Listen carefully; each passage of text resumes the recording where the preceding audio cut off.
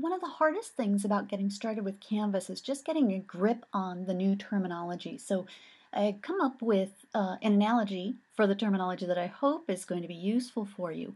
If you were to think about your course as being like a multi-day group travel tour, right? You get to be the tour guide, you want your students to go with you on this trip to a destination that you really, really feel passionately about.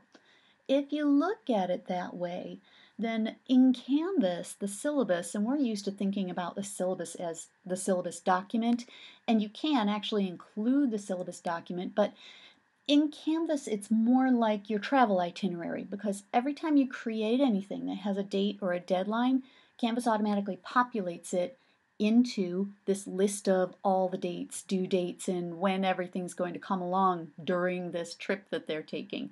So I think of it as my travel itinerary.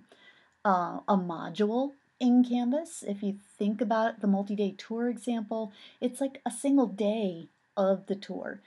Most likely it's going to have a particular theme or a focus so that all the objects or points of interest for that day, or in your course, all the files or assignments for your particular module in a class, have a common thread to them before you move on to the next day of your trip.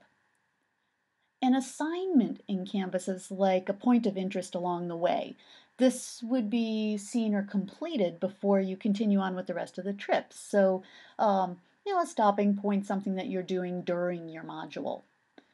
A file in Canvas, and this could be an image or a document, a PDF, a spreadsheet, is sort of like an object of interest on your tour.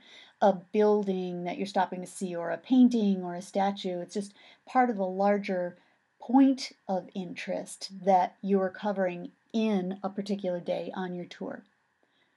A page I think of as being like the guidebook. It's not actually your destination spot, but typically you would maybe start a particular module, like you would start a particular day on your tour, with some information being presented to the student. And it can have pictures and videos and things like that, but usually it's sort of an overall explanation of what's still to come. So in Canvas, think about these pieces because which pieces you use and how you structure your course is entirely up to you.